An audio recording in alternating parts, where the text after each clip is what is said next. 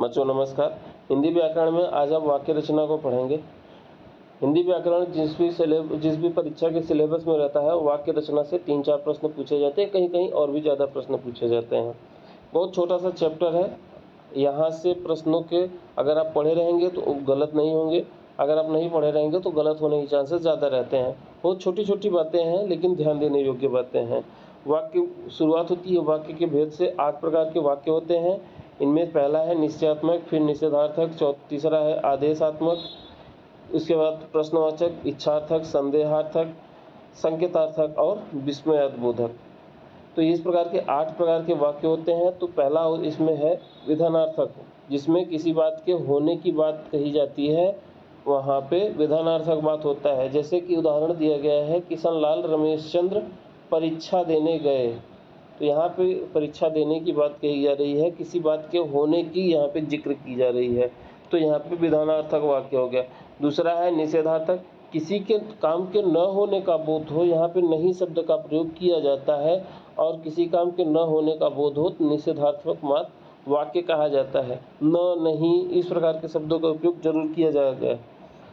आज्ञार्थक, किसी को आज्ञा देना, उपदेश देना, आदेश देना, इस प्रकार का भाव जहाँ पे प्रकट हो वहाँ पे आज्ञार्थक वाक्य होता है। जैसे कि कहा जा रहा है शीघ्र जाओ, शीघ्र जाओ में आपको आदेश दिया जा रहा है कि शीघ्र जाओ वरना गाड़ी छूट जाएगी। अगर तुम्हें शीघ्र नहीं गए तो वो गाड़ी छूट जाएगी, तो आदेश दिया जा रहा है शीघ्र जाओ। प्रश्नार्थक, जिसमें किसी बात के प्रश्न होने का बोध होता है और यहाँ पे क्या, कब, कैसे, कहाँ, क्यों, किसने, इस प्रकार के शब्दों का प्रयोग किया जाता है। लास्ट में प्रश्नवाचक चिन्ह का भी प्रयोग किया जाता है। उदाहरण के रूप में वह कौन है, उसका नाम क्या है, ये बात प्रश्नार्थक वाक्य सभी जानते होंगे। इच्छार्थक वाक्य, इसमें कोई व्यक्ति अपनी इच्छा प्रकट करता है तो वहाँ पे इच्छार्थक वाक्य होता है।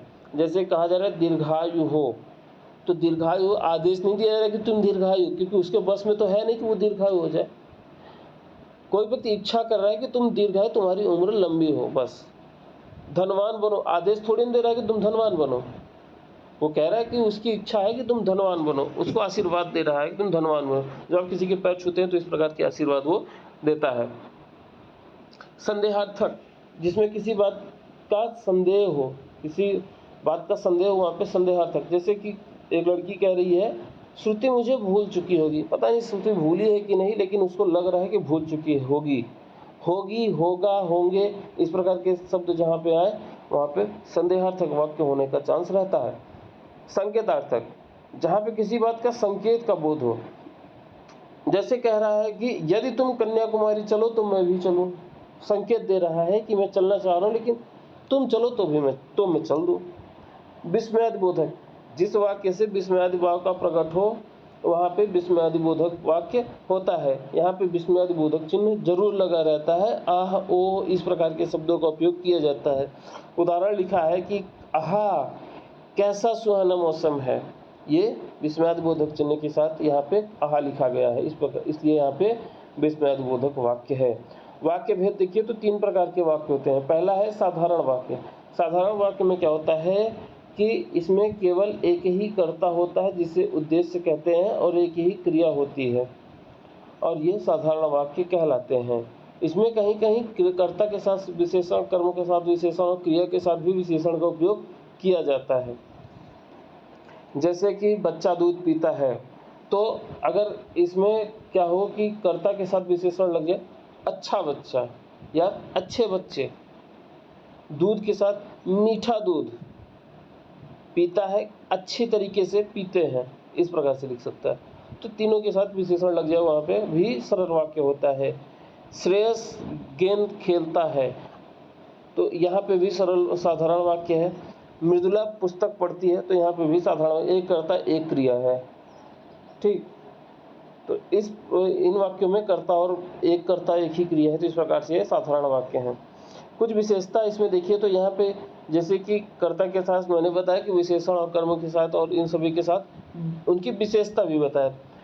जैसे कि अच्छा बच्चा मीठा दूध अच्छी तरह से पीता है, तो यहाँ पे आपका इन सभी के साथ विशेषण भी लगा हुआ है।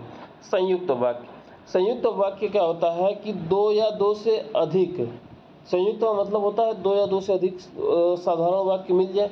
संयुक्त का शाब्दिक अर्थ ही होता है कि दो या दो से अधिक लोग या वस्तु या कोई भी चीज़ जब मिलते हैं तो वहाँ पे संयुक्त होता है। जैसे कि हम लोगों ने संयुक्त वर्ण पढ़ा, संयुक्त व्यंजन पढ़े, संयुक्त स्वर पढ़े, तो इस प्रकार से संयुक्त वाक्य भी होते हैं।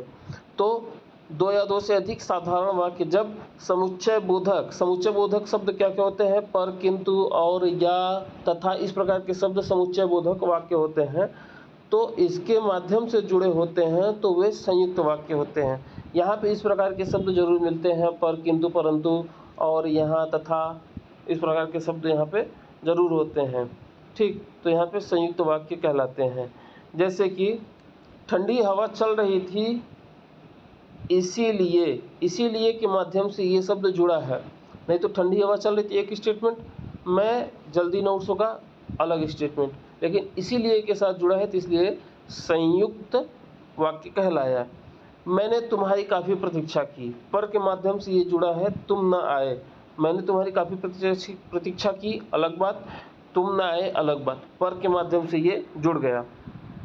हम कार्य तो करना चाहते हैं, किंतु से ये वाक्य जुड़ा और कह रहा है कि किंतु उसे भली भांति नहीं कर पाते हैं, तो किंतु के माध्यम से ये वाक्य जुड़ी हुई है।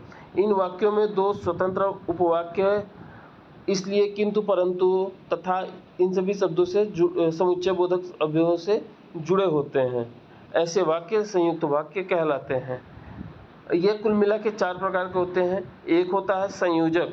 पहला जो संयोजक होता है इसमें जुड़ने की बात की जाती है, इसमें सिर्फ जुड़ने की बात की, और अगले में अलग होने की बात की जाएगी।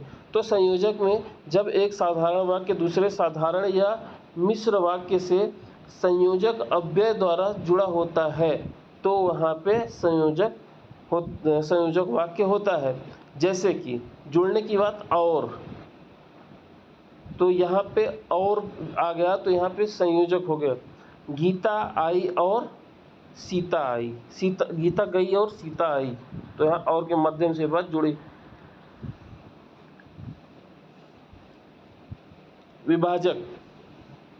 विभाजक में क्या होता है कि जब साधारण अथवा मिश्र वाक्यों पर परस्पर भेद या विरोध का संबंध रहता है वहाँ पे विभाजक वाक्य होता है। जैसे वह मेहनत तो बहुत करता है, पर से ये इसका अलग होने की बात कह रहा है, पर से अलग होने की बात कह रहा है, तो लिख रहा है कि वह मेहनत तो बहुत करता है पर फल नहीं मिलता, पर के माध्यम से वो चीज़ें अलग हो गई बातें पूरी। विकल्प सूचक में जहाँ पे या तो नहीं तो इस प्रकार की बात आए तो विकल्प सूचक। जैसे कि यहाँ पे कहा है या तो उसे मैं अखाड़े में पछाड़ दूंगा, या तो आप आम खाओ या अमरूद खाओ। आपके पास ऑप्शन दिए गए हैं, उनमें से एक ही आपको चूज करना है। या तो आप सेब खाओ या तो केला खाओ, या तो डंडा खाओ या तो मिठाई खाओ, इस प्रकार के ऑप्शन दिए गए। तो यहाँ पे कह रहा है जब दो बातों में से किसी एक को मंजूर करना होता है तो वहाँ पे विकल्प सूचक वाक्य होता है। एक को मंजूर तो करना पड़ेगा और दूसरे को छोड़ना पड़ेगा। अगला है परिणाम बोधक। परिणाम बोधक क्या होता है कि जब एक साधारण वाक्य दूसरे साधारण या मिश्रित वाक्य का परिणाम होता है। जैसे कि परिणाम में क्या है, आज मुझे बहुत काम है। बहुत काम का परिणाम ये है कि मैं तुम्हारे पास नहीं आ सकूंगा। ये पहले का परिणाम दूसरा हुआ, इसलिए परिणाम बोधक हो गया। उसके पास बहुत काम है इसलिए वो नहीं जाएगा। मिश्रित वाक्य जब किसी विषय पर पूर्ण विचार प्रकट करने के लिए कई साधारण वाक्यों को मिला करके एक वाक्य की रचना करनी होती है, तब ऐसे रचित वाक्य ही मिश्रित वाक्य कहलाते हैं। यहाँ पे कई साधारण वाक्य मिलकर के एक वाक्य की रचना करते हैं। मिश्रित वाक्य में एक मुख्य उपवाक्य होता है और दूसरा आश्रित उपवाक्य होता है, और आश्रित उपवाक्य एक से अधिक भी हो सकते हैं। जैसे कि कह रहा है मैं विश्वास से कह सकता हूँ, की के माध्यम से जुड़ा, यह साइकिल मेरी है। तो इसमें दो उपवाक्य हुए। एक वाक्य ये हुआ कि मैं ये साइकिल मेरी है, ये कहना चाह रहा है। कह रहा मैं विश्वास से कह सकता हूँ कि ये साइकिल मेरी है। ये एक पूरा वाक्य हो गया, ये पूरा एक वाक्य हो गया जिसे मिश्रित वाक्य कहेंगे। इनमें दो उपवाक्य, वाक्य किससे बनते हैं? उपवाक्य से। दो उपवाक्य कैसे हैं? एक आश्रित है दूसरे पे। कह रहा है कि मैं विश्वास से कह सकता हूँ, तो इस वाक्य में क्या है कि मैं विश्वास के साथ कह सकता हूँ, ये मुख्य उपवाक्य है। और जो बाद में बचा यह साइकिल मेरी है, ये आश्रित उपवाक्य। आगे वाला मुख्य उपवाक्य ज़्यादातर होता है, बाद वाला आश्रित उपवाक्य होता है। जैसे कह रहा है कि मैं मेहनत करता हूँ, ये मुख्य उपवाक्य हो गया। वह फल पाता है, ये आश्रित उपवाक्य हो गया। मालूम होता है, ये मुख्य उपवाक्य हो गया। आज वर्षा होगी, ये आश्रित उपवाक्य हो गया। मालूम होता है, ये मुख्य उपवाक्य, कि आज वर्षा होगी, ये आश्रित उपवाक्य हो गया। देखिए, इन वाक्यों में एक मुख्य वाक्य और एक या एक से अधिक आश्रित उपवाक्य होते हैं जो समुच्चय बोधक से जुड़े होते हैं। अब देखिए, आश्रित उपवाक्य तीन प्रकार के होते हैं। हमने देखा कि आश्रित उपवाक्य, तो आश्रित उपवाक्य भी तीन प्रकार के होते हैं। एक संज्ञा उपवाक्य, दूसरा विशेषण उपवाक्य, तीसरा क्रिया उपवाक्य, क्रिया विशेषण उपवाक्य। संज्ञा, विशेषण, क्रिया विशेषण, तीन प्रकार के उपवाक्य होते हैं। संज्ञा उपवाक्य क्या होता है? जब आश्रित उपवाक्य किसी संज्ञा या सर्वनाम के स्थान पे आता है, तब वह संज्ञा उपवाक्य कहलाता है। जैसे वह चाहता है कि मैं यहाँ कभी ना आऊँ, यहाँ कि मैं कभी ना आऊँ, ये एक संज्ञा उपवाक्य है। कि मैं कभी ना आऊँ, ये संज्ञा उपवाक्य है। विशेषण उपवाक्य, जो आश्रित उपवाक्य मुख्य उपवाक्य की संज्ञा शब्द अथवा सर्वनाम शब्द की विशेषता बताता है, वह विशेषण उपवाक्य होता है। जैसे जो घड़ी मेज पर रखी है, वह मुझे पुरस्कार रूप में मिली है। तो यहाँ पे जो घड़ी मेज पर रखी है, वो एक विशेषण उपवाक्य के रूप में जाना जाएगा। क्रिया विशेषण उपवाक्य, जब आश्रित उपवाक्य प्रधान उपवाक्य की क्रिया विशेषता बताता है, तब वह क्रिया विशेषण उपवाक्य कहलाता है। जैसे जब वह मेरे पास आया, तब मैं सो रहा था। जब वह मेरे पास आया, तब मैं सो रहा था। यहाँ पे जब वह मेरे पास आया एक क्रिया विशेषण उपवाक्य है। इतनी ही बातें थी और ये छोटा सा चैप्टर था जिसमें आप लोग 4-5 प्रश्न परीक्षा में कर लेंगे और सही जाएंगे सभी जवाब। ठीक है, नोट्स बनाते रहिए। मिलते हैं अगले वीडियो में। अपना ख्याल रखिए। जय हिंद, जय भारत।